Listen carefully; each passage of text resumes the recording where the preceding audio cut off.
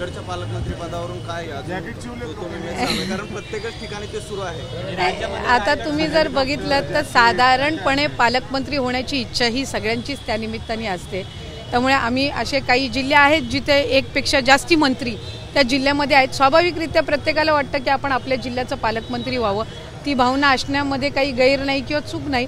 पण शेवटी राज्याचे मुख्यमंत्री आहेत, आमचे दोन्ही उपमुख्यमंत्री आहेत, हे त्या बाबतीतला योग्य तो निर्णय घेतील आणि जे पालकमंत्री होतील त्यांनी सर्व जे तिथले लोकप्रतिनिधी आहेत यांना एकत्रितपणाने घेऊन काम करायचे।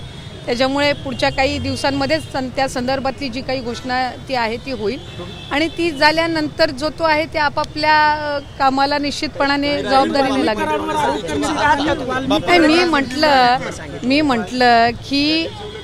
मी म्हटलं की इच्छुक असण्यामध्ये काही नाही, ज्यांची इच्छा आहे।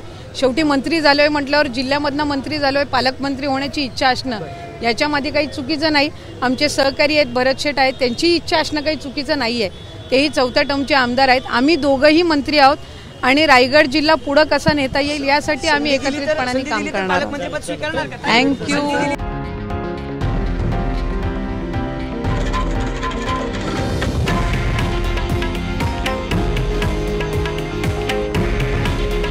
हे आहे देशातील नंबर 1 न्यूज नेटवर्क आणि आपण पाहत आहात TV9 मराठी।